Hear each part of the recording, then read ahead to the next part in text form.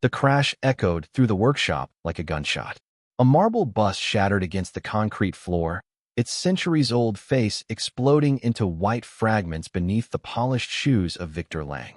"There," Victor said with a satisfied smile. "Now tell me where you've hidden it." Dust drifted through the afternoon sunlight pouring from the cracked skylight. Shelves lined with restored clocks, paintings, bronze relics, and porcelain trembled from the impact. No one moved, for security guards blocked the exit. 3 antique dealers stood behind Victor, their expensive suits looking strangely out of place inside my tiny repair shop. One of them kicked over my workbench.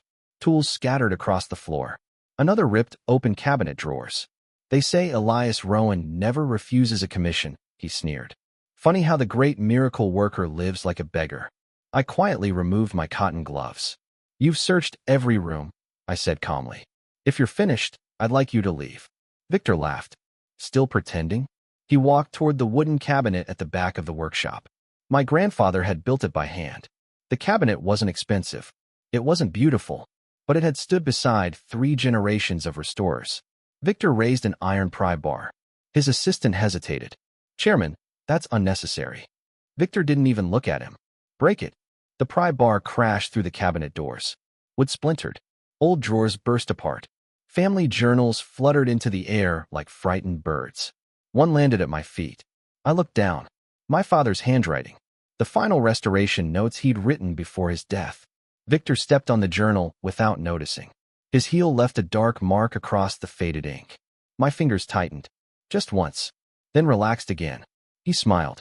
"I thought this masterpiece would be hidden somewhere clever." "It wasn't." He frowned. "What?" "It wasn't here." Silence settled over the room. Victor searched my face. He wanted anger, panic, desperation. Instead, I bent down, picked up my father's notebook, dusted it gently, and placed it on the only intact shelf left standing. One of the younger dealers shifted uneasily. "Chairman, maybe we should go." Victor ignored him. "Tear the place apart." The guards obeyed. Glass display cases shattered. A Ming vase split in half. Furniture collapsed. Canvas after canvas was slashed open. Nearly 20 years of work disappeared beneath flying splinters and broken glass. I stood beside my work table with my hands behind my back, watching, listening, remembering. When the last cabinet fell, Victor finally walked toward me. So, beg." His voice was soft. "Tell me where the crown of Saint Aurelius is." The workshop became impossibly quiet. Outside, rain began tapping against the windows. "I don't have it." "You authenticated it." "Yes." "You restored its damaged frame." "Yes." "You know where it disappeared." "I do." Victor smiled triumphantly. "There we are. But I won't tell you." His smile faded. "You understand what you've just done?" "I understand perfectly." He leaned closer until only inches separated us. "My investors have already announced its exhibition. They paid hundreds of millions. If I fail..." He stopped himself. "Interesting. Very interesting." He hadn't said buyers. He'd said investors. Not collectors. Not museums. Investors. I had suspected as much. Now I knew. "You built an empire," I said quietly. "Don't lose it chasing something that was never yours." His jaw tightened. "You've always spoken like a philosopher. And you've always mistaken ownership for possession." His hand struck my face. The workshop spun for a second. Warm blood touched the corner of my lip. No one spoke. Victor stared at me, waiting.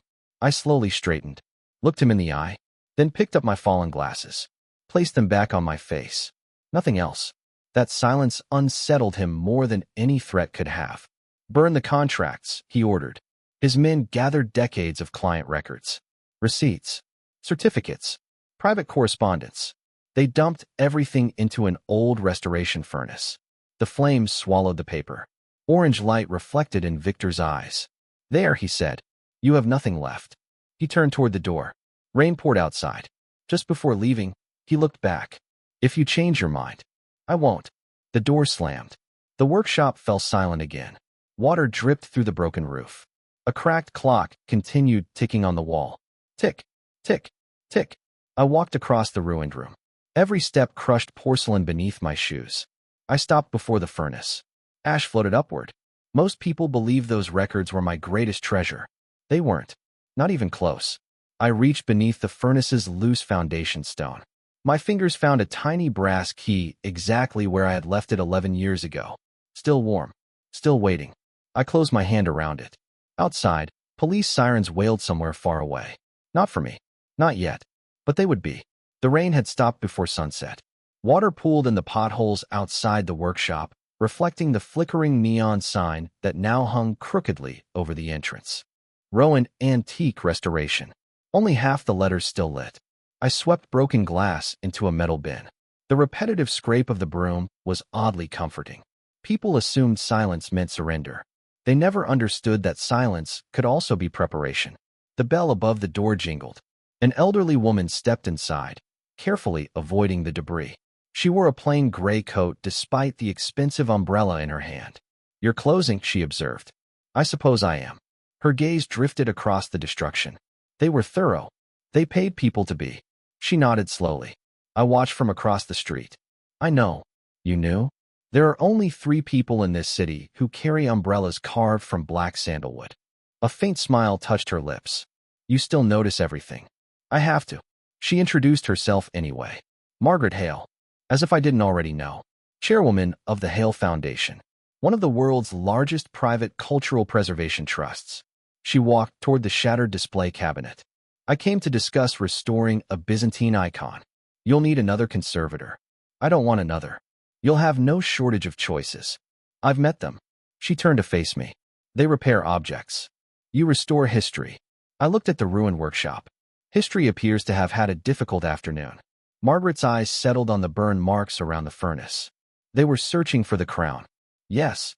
"Did they find it?" "No." She studied me for several seconds. "Good." That single word carried far more weight than relief. She already suspected the truth. Perhaps more than suspected. "I'll ask only once," she said. "Are you in danger?" "I've been in danger since the day I authenticated the crown." She didn't look surprised. "What will you do now?" "Nothing." She frowned. "Nothing. I'll clean. They'll come back." "I know. They're powerful. So they believe."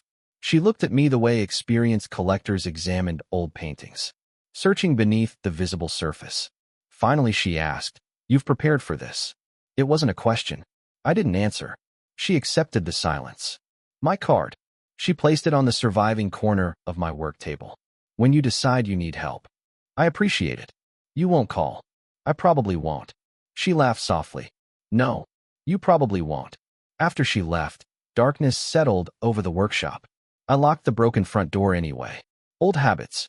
At midnight, I climbed the narrow staircase to the attic. Most visitors believed it was storage. It wasn't. Dust-covered shelves held hundreds of damaged frames. Broken sculptures. Discarded furniture. Nothing remarkable, unless someone knew where to look. I moved an empty oak frame aside. Behind it was a steel panel hidden inside the brick wall. The tiny brass key fit perfectly. Click. The door opened. Inside rested a climate-controlled archive no larger than a closet. Rows of sealed cases. Encrypted drives. Original authentication ledgers. Photographic evidence. Private acquisition records. Letters from museums. Insurance reports. Forgeries. Confessions. Every document that had passed through my hands during 23 years as the world's most trusted independent authenticator. Nothing had ever been burned. Not the evidence. Not the records. Not the truth. People often asked why I refused offers from governments, auction houses, and billionaires. The answer sat inside this room. Power corrupted ownership. History deserved witnesses instead. I removed one black case. Inside lay a leather folder marked only with a date. 8 years earlier. The crown of St. Aurelius. Every microscopic photograph. Every laboratory report.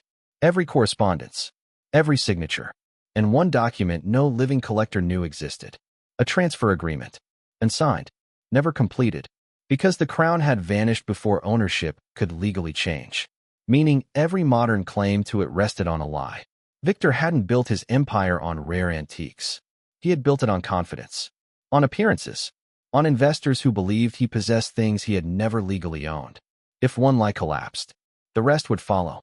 A sudden vibration broke the silence. An old satellite phone. Only 6 people possessed the number. I answered. "Elias." The voice was low. Controlled. "You've heard." "I've heard. They destroyed your workshop." "Yes." A pause. "Do you require extraction?" No. They've crossed the line. They crossed it years ago. We can intervene. I closed the Crown file. If you intervene now, they'll become victims. And if we don't, they'll become evidence. The man on the other end exhaled slowly. You've been waiting. I have. For how long? I looked toward the hidden archive surrounding me. Long enough to know the difference between revenge and consequence. Neither of us spoke for several moments. Finally, he said, "Then we'll continue observing." Good. The line disconnected. I returned the file to its place, locked the archive, and stood alone in the darkness. Below me, my destroyed workshop creaked in the night wind. Victor believed he had taken everything from me. He had actually taken the final step I could never have forced him to take himself. He had destroyed the only place still hiding his illusion. Tomorrow, the first crack would appear. And once an empire built on borrowed history began to fracture, it would never stop. Morning arrived with reporters before it arrived with sunlight. Their vans lined the narrow street outside my workshop. Camera crews stretched cables across puddles left by the previous night's rain, while curious neighbors gathered behind temporary police barriers. Someone had leaked the story. Famous private collectors accused of destroying a restoration workshop. The headline was accurate. It simply wasn't complete. I unlocked the damaged front door. Flashbulbs exploded. Elias. Mr. Rowan. Did Victor Lang threaten you? Were historical artifacts stolen? Is it true you authenticated the crown of Saint Aurelius? I looked at them calmly. This is an active investigation. So you're confirming there is one? I'm confirming that my workshop was vandalized. Nothing more. Nothing less. Questions continued flying toward me. I stepped inside and closed the broken door. Silence returned. The workshop smelled of damp wood, soot, and old varnish. For the first time in years, I didn't reach for my restoration tools. Instead, I picked up a folding chair and sat in the middle of the ruined room. There was nothing to repair today. Not because I couldn't, because I chose not to. Across the city, Victor Lang was holding an emergency board meeting. His assistant, Daniel, entered the conference room carrying 3 tablets. Chairman, Victor barely looked up. Speak. The media is outside headquarters. They'll leave. They've also contacted our investors. Victor finally lifted his head. Why? They're asking whether the Crown exhibition is still scheduled. It is. Daniel swallowed. We still don't have the crown. Victor slammed his palm onto the polished table. We have 2 weeks. Sir. No. Victor pointed toward the massive promotional banner hanging across the conference room. The crown of Saint Aurelius. A world exclusive. He stared at it as though confidence alone could make it real. We've announced it. We've sold premium access. The sponsors have committed. The crown will appear. Daniel hesitated. And if it doesn't? Victor's expression hardened. It will. Around noon, someone knocked gently on my workshop door. Not a reporter. Not the police. A courier. No signature required. He handed me a sealed envelope before leaving immediately. Inside was a single invitation. Emergency session. International Association of Museum Trustees. Tomorrow. Attendance requested. Interesting. Not demanded. Requested. Someone influential wanted me present. I folded the invitation without reacting. Another knock followed almost immediately. This time it was Detective Samuel Ortiz. He removed his cap as he entered. I expected a lawyer. I don't have one. You probably should. I probably should. He glanced around the destroyed workshop. I've seen vandalism before. This wasn't ordinary. No. He crouched beside the smashed cabinet. They searched carefully. They were looking for something specific. The crown. Yes. He nodded. They admitted as much. That surprised me. You've questioned them already? We questioned everyone. And they claimed they believed stolen property was hidden here. And you? I think billionaires become very creative when they're desperate. He stood again. I also think you're withholding something. I am. He smiled. At least you're honest. I'm honest about what I won't discuss. Samuel laughed quietly. I've never met anyone who answers questions by refusing them politely. It saves time. His expression became serious again. They'll come after you. I know. You don't seem worried. I've spent 23 years watching valuable things tempt dangerous people. He looked directly into my eyes. You're waiting. Yes. For what? For them to make a mistake they can't explain away. He didn't press further. Instead, he handed me his card. If you need protection, I appreciate it. As he reached the doorway, he paused. One more thing. Yes, I checked your insurance. So, you insured almost nothing. Correct. Why? Because the most valuable things I own can't be stolen. Samuel studied me for another second. Then he nodded to himself. I had a feeling you'd say something like that. He left. I placed his card beside Margaret Hale's. Two allies. Neither fully understood the game. Yet. That evening I disconnected the workshop's telephone, canceled every pending commission, closed my online appointment calendar. Then I wrote one sentence on a plain white sheet of paper. Rowan Antique Restoration is indefinitely closed. I taped it to the cracked front window. Across the street, several neighbors watched in disbelief. Old Mr. Bennett crossed over. You're really closing? For now. But people come from all over the world. They'll stop. This place is your life. I smiled faintly. No. It was my work. There's a difference. He looked confused. I couldn't blame him. Most people confuse purpose with habit. When I stopped protecting everyone else's treasures, I finally had time to protect the truth. The emergency session occupied the entire top floor of the National Museum. Security had never been tighter. Metal detectors, identity verification, private guards, no media. As I stepped from the elevator, conversation stopped. More than 30 museum directors and trustees were already seated around a circular table. Many recognized me immediately. Some looked relieved. Others looked uncomfortable. Margaret Hale stood as I entered. I'm glad you came. I almost didn't. I know. An empty chair waited beside her, deliberately reserved. Not for a celebrity, for a witness. Before anyone spoke, the chairman activated a projector. Victor Lang's promotional video filled the screen. Grand music, historic imagery. A digital reconstruction of the crown of Saint Aurelius rotated beneath golden light. The presentation ended. Silence followed. Then the chairman spoke. Mr. Rowan. Every face turned toward me. You authenticated the crown's surviving fragments 8 years ago. I did. Do you believe Mr. Lang possesses the completed artifact? I don't know what Mr. Lang possesses. Murmurs spread around the room. The chairman tried again. Can you verify his exhibition? No. Why not? Because I have never examined the object he claims to own. Someone frowned. But his advertisements cite your authentication. They cite my authentication of damaged historical fragments. Not ownership. Not authenticity of any completed crown. The room became noticeably quieter. Margaret folded her hands. So the advertisements are misleading. I didn't say that. You implied it. I answered precisely. Another trustee leaned forward. If someone intentionally blurred those distinctions, they would be relying on assumptions. And assumptions, I continued, are fragile foundations for institutions. Several directors exchanged uneasy glances. The chairman cleared his throat. Would you testify publicly if necessary? I don't volunteer for public disputes. But if summoned legally, I answer lawful questions truthfully. That answer was enough. The atmosphere in the room shifted. People stopped seeing me as a victim. They began seeing me as something far more dangerous. A reliable witness. Meanwhile, Victor was beginning to lose control. The trustees met with Rowan. He stared at Daniel across his office. Who invited him? We don't know. Victor ripped the invitation list from Daniel's hands. Find out. Our legal department is trying. They're refusing to share attendee records. Victor paced across the office. They're moving against me. Daniel hesitated again. There is another problem. Victor closed his eyes. What now? 3 investors have requested independent verification of the crown. They already trusted us. They did. What changed? Daniel didn't answer. He didn't need to. The workshop. The headlines. The silence. Victor had expected outrage. Lawsuits. Interviews. Accusations. Instead, I had said almost nothing. That frightened intelligent people. Because silence suggested confidence. And confidence suggested evidence. Victor slowly sank into his chair. When is the exhibition? 12 days. 12 days.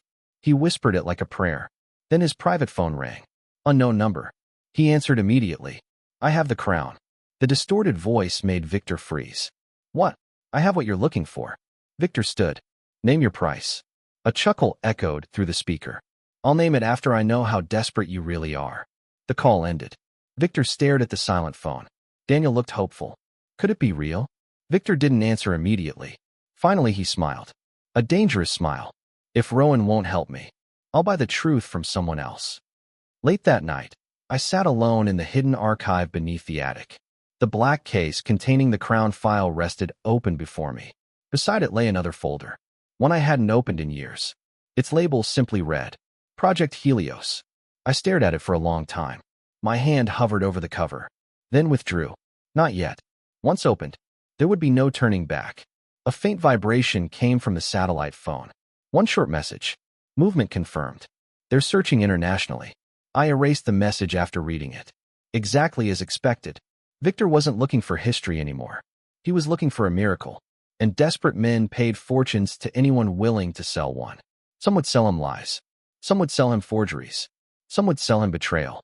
I intended to stop none of them. Outside, wind rattled the broken windows of the workshop below. I closed the archive, locked it carefully, then whispered to the empty room. You still think this is about the Crown? A quiet smile crossed my face. It never was. The first investor withdrew at 9:17 on Monday morning. The second followed before lunch. By sunset, Victor Lang's company's stock had fallen 11%. No fraud had been proven. No court had ruled against him.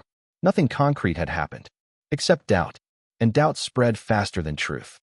I was sanding the cracked frame of an old family portrait when my phone vibrated. It was the first restoration I had accepted since closing the workshop.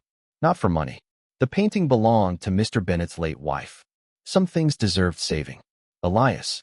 Margaret's voice was unusually tense. Are you watching the market? No. You should. I expected this. A pause. You sound disappointed. I'm patient.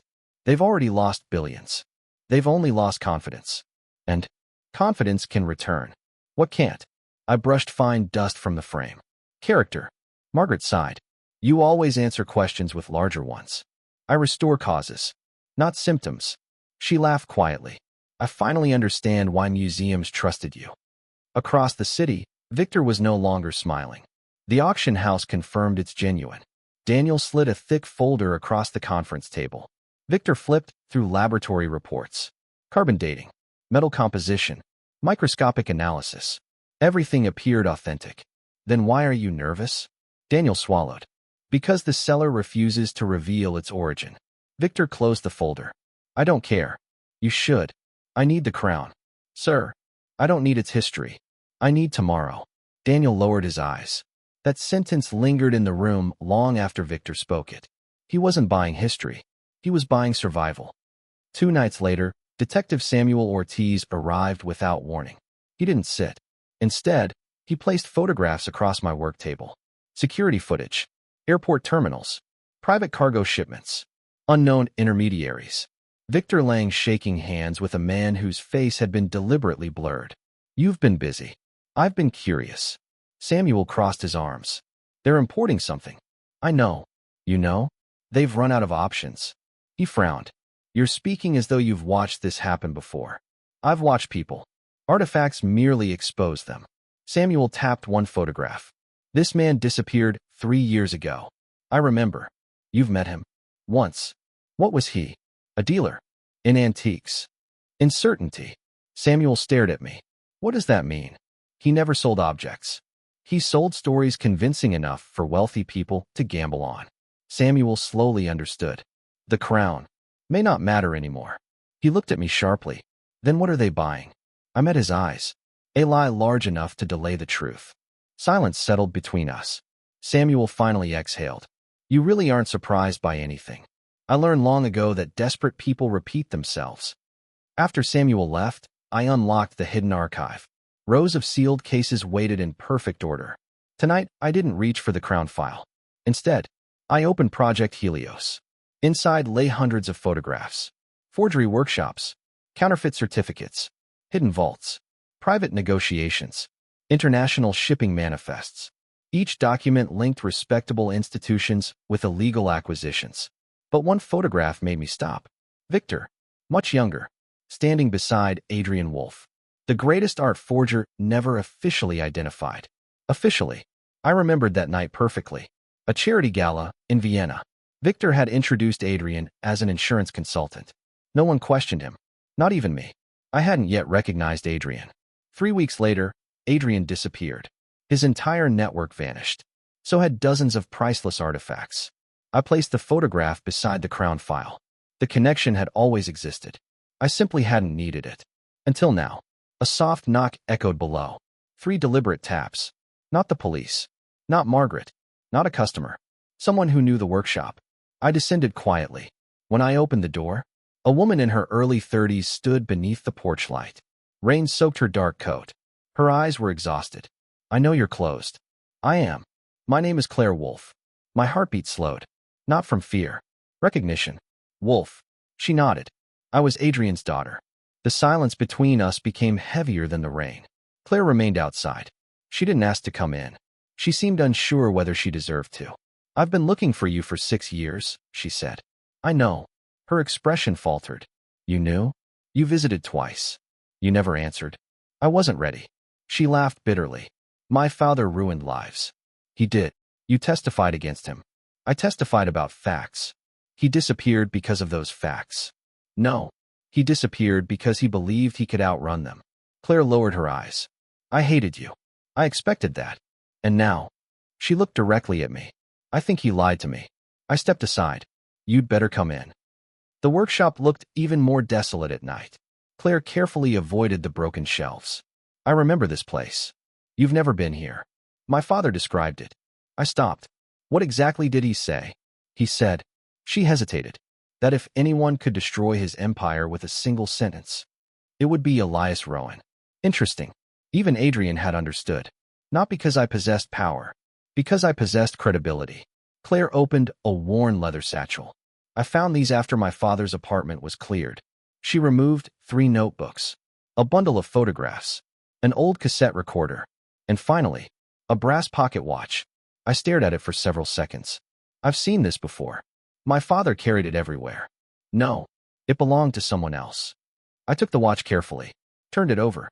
The engraving was almost invisible. H. Renault. Henri Renault, one of Europe's most respected museum curators. Declared dead 15 years earlier. Declared. Not confirmed. Claire watched my expression change. You know something? I know this shouldn't exist. She swallowed. My father recorded everything. Everything. He trusted no one. Not even himself. I inserted the cassette into an old recorder. Static crackled through the room. Then Adrian's unmistakable voice emerged. If anyone finds this, then Victor has finally done what I refused to do. Claire closed her eyes. She had clearly never listened to it. The recording continued. Victor doesn't collect history. He manufactures ownership. My fingers tightened around the recorder. Adrian coughed heavily before speaking again. The crown was only the beginning. Another pause. Then, Project Helios finances everything. Claire looked at me. You've heard that name. I didn't answer. Because I had. Only hours earlier. The recording continued. If Victor ever believes the crown has resurfaced, he'll expose every false acquisition himself. The tape clicked. Silence. No dramatic confession. No list of crimes. Just enough. Enough to point in one direction. Not enough to prove it. Claire looked terrified. What does it mean? I rewound the tape once. Listened again. The words hadn't changed. Neither had their meaning. Victor wasn't chasing the crown. He was chasing control over everyone who knew the truth. The crown was bait. Always had been. Someone had merely convinced Victor that the bait was real. I carefully returned the cassette to its case. Claire searched my face. Aren't you going to the police? No. Why not? Because this isn't evidence. It isn't. It's a dying man's accusation. She frowned. Then what do we do? I looked toward the hidden attic. We wait. She couldn't hide her disbelief. That's all. For now. But Victor is destroying lives. Yes. And we're doing nothing. I shook my head. We're doing the hardest thing possible. What? Refusing to interrupt someone who's already walking toward the edge. Claire fell silent. Outside, thunder rolled across the city. Inside the workshop, the old recorder sat motionless on the table. Its tape had ended. Victor's story had not. The exhibition opened beneath crystal chandeliers and manufactured confidence. Television crews crowded the entrance of the Lang Cultural Center before sunrise. International journalists jostled for position behind velvet ropes, while donors in tailored suits admired the marble atrium. A 20-foot banner hung from the ceiling. The crown of Saint Aurelius. The greatest rediscovery of the century. Victor stood beneath it wearing a smile polished over decades. No one watching the broadcast could have guessed he had slept less than 3 hours. He welcomed ambassadors, museum directors, celebrities, investors. Every handshake concealed another glance toward the sealed exhibition chamber. The crown had arrived before dawn under armed escort. No one except Victor and 2 private conservators had seen it. That secrecy was intentional. Mystery increased value. At least, that was the theory. I did not attend. Instead, I sat in the quiet of my ruined workshop, applying fresh varnish to Mr. Bennet's portrait. The phone rang. "Margaret, you're really staying home?" "Yes. The entire world's watching. I know. They're expecting you. They'll survive disappointment." She sighed. "You're impossible." "No. I'm simply no longer willing to perform." Before hanging up, she asked one last question. "Do you know what's inside that display case?"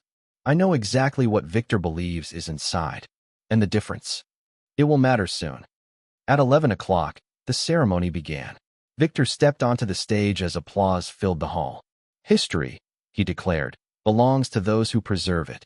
The irony passed unnoticed. Behind him, the enormous glass vault slowly rose from the floor. Gasps echoed through the audience. Golden metal gleamed beneath carefully positioned lights. Jeweled arches reflected brilliant white. For a moment, even experienced historians forgot to breathe. It looked magnificent. Perfect. Too perfect. Victor's confidence returned instantly. He spread his arms.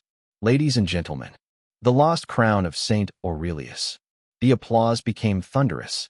Across the city, I quietly switched off the radio. I didn't need to hear the rest. The next sound would arrive on its own. It arrived 43 minutes later. Not by phone, by news alert. International Conservation Board requests immediate examination of exhibited crown. I smiled faintly. Exactly on schedule. 5 minutes later, another alert. 3 museums withdraw partnership pending verification. Then, share price falls 19%. Still, no fraud, no accusation, only questions. Questions were enough. Meanwhile, panic spread behind the exhibition hall. Victor slammed a newspaper onto his office desk. "Who requested an examination?" His legal advisor answered carefully. "The International Conservation Board. They've never challenged us before. They received new concerns." "From whom?" "We don't know." Victor's eyes narrowed. "Rowan. No evidence suggests." "Find him. He's at home." "No." Victor interrupted. "He never stays where people expect." Daniel entered hurriedly. "Chairman, what now?" "The board has selected an independent examiner." Victor smiled coldly. "Excellent. They'll confirm authenticity." Daniel couldn't meet his eyes. "The examiner is—" He stopped. Victor's patience snapped. "Say it." "Elias Rowan." The room fell completely silent. Victor's smile disappeared. "No. The board insists." "They can't. They already have." Victor stared at the official letter lying on his desk. The signature belonged to every major conservation authority in Europe. He couldn't refuse. If he refused, everyone would assume the crown was false. If he accepted, he would place his empire into my hands. For the first time in many years, Victor had no good choice. I arrived at the Lang Cultural Center precisely at 2 o'clock. No entourage, no lawyer, no press conference, only a worn leather satchel and a pair of white cotton gloves. The media exploded into questions the moment I stepped from the taxi. "Mr. Rowan, will you authenticate the crown? Do you believe it's genuine? Did Victor Lang deceive investors?" I answered none of them. Silence had carried me this far. It deserved to finish the journey. Security escorted me through a private entrance. The exhibition hall had been cleared. Only a handful of observers remained. Board representatives, museum scientists, government officials. Victor stood beside the glass display. His expensive suit could not conceal the exhaustion in his face. "You came. I was invited." His voice lowered. "We can still solve this privately. I've never handled history privately." His jaw tightened. "You owe me that much." I looked at him steadily. "I owe history accuracy. Nothing more. Nothing less." The chairman of the Conservation Board stepped forward. "Mr. Rowan, the examination may begin." I nodded. White gloves covered my hands. The glass case opened with a soft mechanical hiss. The room became utterly silent. I leaned over the crown. For nearly 5 minutes, I said nothing. Magnifying lens, ultraviolet light, fiber optic illumination, microscopic mirror. Every movement slow, measured, professional. Victor's breathing grew increasingly uneven. Finally, I removed my gloves. The chairman looked at me. Your conclusion? Every camera in the room focused on my face. I spoke calmly. This object is exceptionally crafted. Victor exhaled in relief. I continued. It is also not the crown of Saint Aurelius. Silence. Absolute silence. No one moved. No one breathed. Victor laughed once. A sharp, nervous sound. Impossible. I met his eyes. The gold composition is modern. The gemstone settings were cut using contemporary precision tools. The internal solder contains alloys unavailable during the documented period. A scientist hurried forward. He repeated my tests. His face slowly drained of color. He's correct. Whispers spread across the hall. Victor took a step backward. No. He looked at the crown as if it had personally betrayed him. No. He pointed at me. You're lying. I reached into my satchel. Not for the real crown.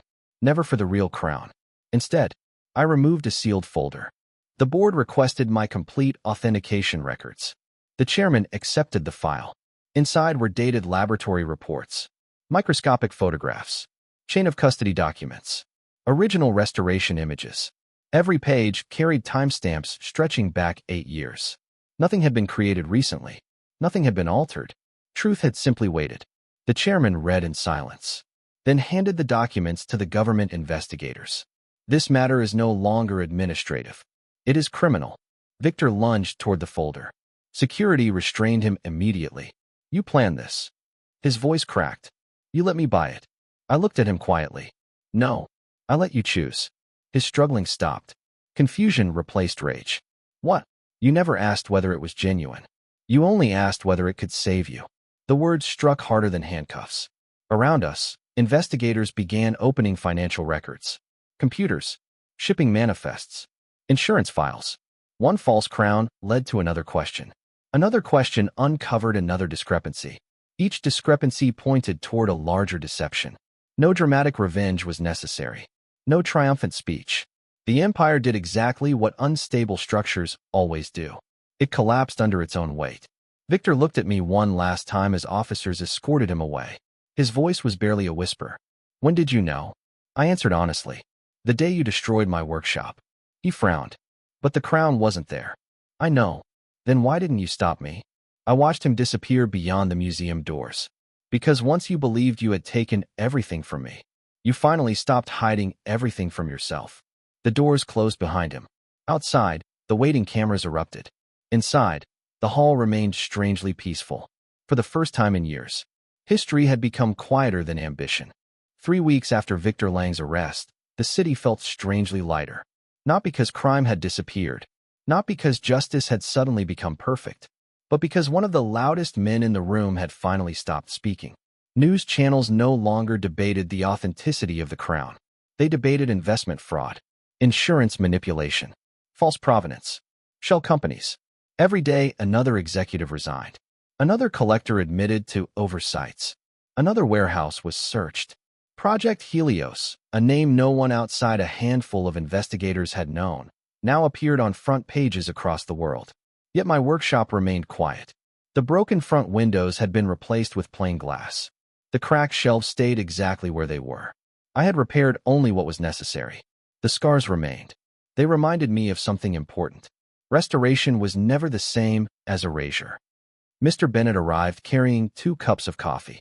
You've been working too much. I smiled without looking up. I'm sanding wood. That's work.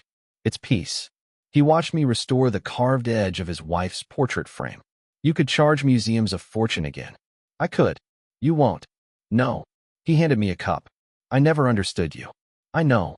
You spent decades becoming the best. Then walked away. I walked toward something. He frowned. What? I brushed away a layer of fine dust. A life that belongs to me. He nodded slowly. Perhaps he didn't fully understand. He didn't have to. A black sedan stopped outside. Margaret Hale stepped out alone. No assistance. No security. She carried a long wooden case under one arm. I brought something. I can see that. She set the case gently on my workbench. Open it. Inside lay a collection of antique restoration tools. Hand-forged chisels. ivory burnishers, silver scalpels, each perfectly maintained. My grandfather's, she said quietly. He wanted them to belong to someone who restored history instead of owning it. I carefully lifted one of the chisels. Its wooden handle had been worn smooth by decades of use. I can't accept these. You already have. She smiled. The paperwork was filed yesterday. I never signed anything. You didn't need to. The foundation voted unanimously. I looked at her. You've made me a trustee. No, a guardian. The distinction mattered. Trustees managed property. Guardians protected purpose. For the first time since my father died, someone had offered me responsibility instead of opportunity. It felt unexpectedly heavy. Later that afternoon, Detective Samuel Ortiz visited with 2 thick folders. The prosecution asked me to thank you. I didn't help them. You did. I answer questions. Exactly. He placed the folders on the table. Victor confessed to several financial crimes. Only several? Samuel smiled. He still believes he can negotiate. And can he? No. What finally broke him? Samuel leaned against the repaired workbench. He discovered someone had been recording every illegal transaction for years. I looked at him quietly. Adrian. Samuel nodded. The notebooks. The recordings. The photographs. They filled every gap. Claire Wolf's decision to turn over her father's hidden archive had completed the picture. Not because Adrian had become a hero, because even liars eventually documented the truth for themselves. Samuel looked around the workshop. I expected you'd celebrate. I don't celebrate collapse. Why? Because people were buried underneath it. He understood immediately. Employees, curators, honest craftsmen, people who had believed they were building something worthwhile. Empires rarely collapsed alone. Claire Wolf arrived just before sunset. She looked different. Not happier. Lighter. The exhaustion that had shadowed her face for years had begun to fade. I brought these. She placed a cardboard box on the workbench. Inside were photographs, family albums, letters, childhood drawings. Nothing connected to crime. Nothing connected to Project Helios. My father's real life, she said. The one he stopped living. She picked up a faded photograph of herself sitting on Adrian's shoulders at a seaside carnival. He wasn't always the man you investigated. I know. He loved building model ships. I know. She blinked in surprise. How? I read his early restoration journals. You kept them? I keep history. She smiled sadly. I spent years trying to decide whether I should hate him. And now, I miss the man he could have remained. Silence settled between us. Not uncomfortable. Just honest. After a while she asked, what will you do now? I looked around the workshop. The answer had changed. I'll restore fewer objects. She raised an eyebrow. And spend more time teaching people how not to lose them. 2 months later, the Hale Foundation announced a new institute. Not a museum. Not an auction house. A school. Young conservators came from every continent. Their first lesson surprised nearly all of them. I placed 2 ceramic bowls on a table. One had never been damaged. The other had been broken and carefully repaired. Which is more valuable? I asked. Hands immediately pointed toward the untouched bowl. I smiled. Wrong. The room became quiet. The repaired bowl carries 2 histories. The first is how it was made. The second is how it survived. A young student frowned. So restoration isn't hiding damage? No. It's honoring survival. For the first time in years, I found myself enjoying the sound of questions again. Not because they concerned scandals. Because they concerned craftsmanship. Purpose had quietly replaced reputation. One rainy evening, after the last students had left, I unlocked the hidden archive one final time. Rows of cases waited in silence. Project Helios. The Crown. Decades of secrets. I stood there for a long time. Then I began carrying the files upstairs. One box at a time. By midnight, every document sat inside sealed containers marked for transfer to the National Historical Archive. No more private vault. No more hidden witness. History deserved institutions stronger than one man, even if that man had protected it well. As I locked the final container, Margaret appeared in the doorway. You finally decided. Yes. Are you certain? I spent too many years believing I had to carry everything alone. She nodded. And now? I looked at the waiting boxes. Now the truth belongs where it can outlive me.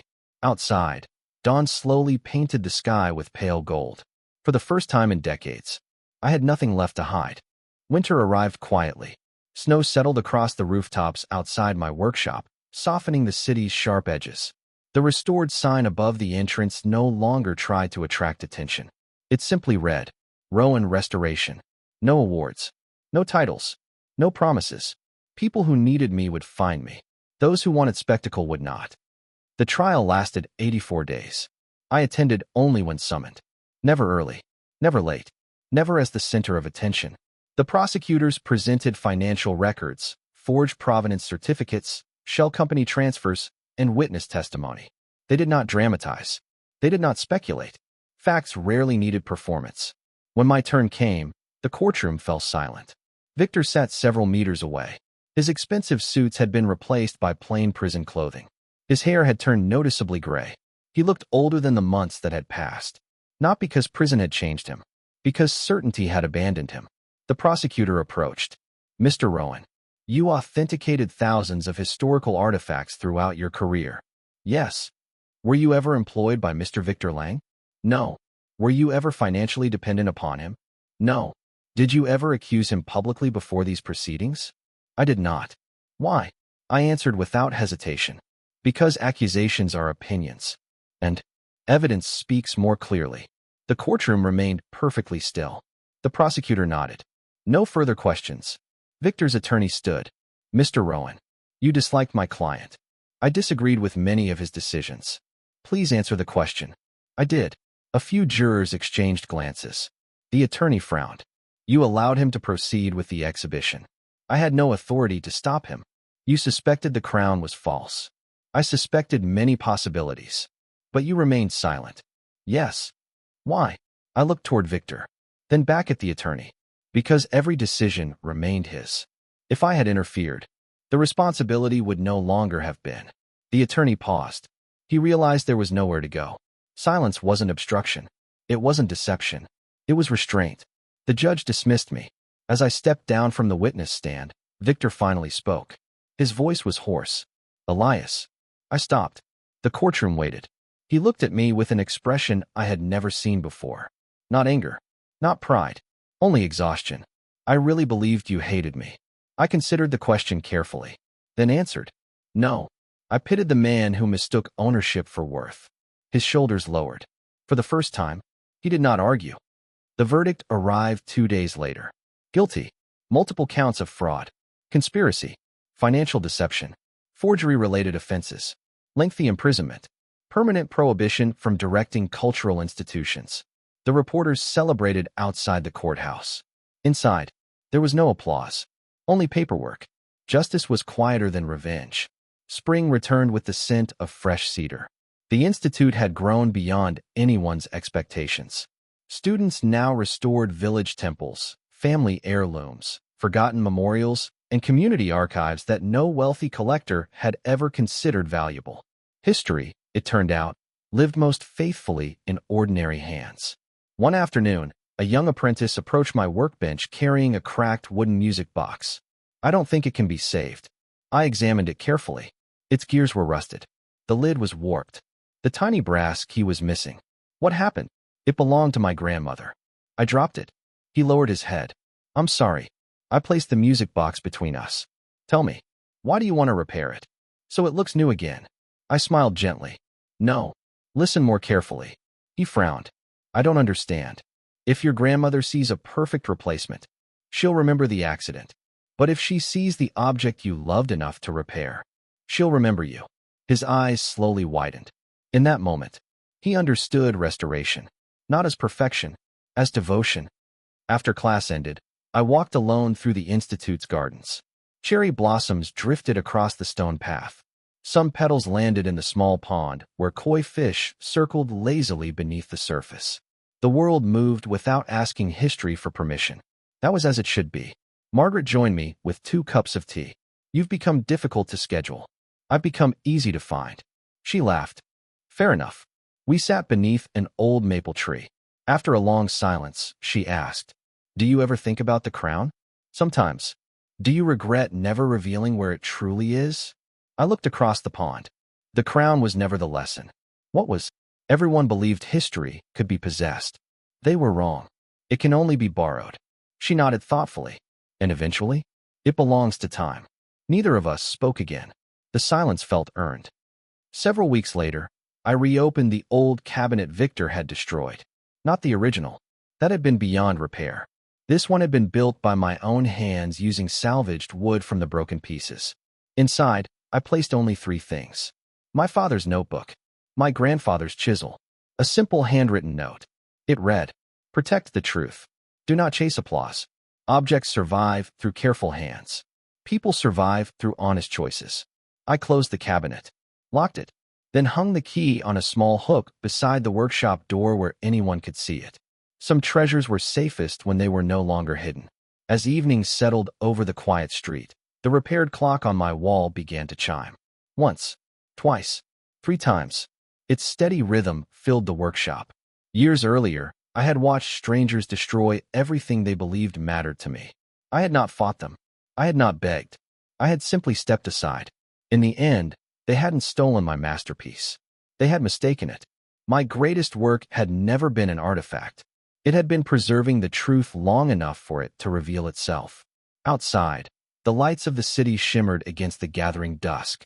Inside, I returned to my workbench, picked up a worn restoration knife, and began repairing another forgotten piece of history. The workshop was quiet again, and for the first time in many years. So was I?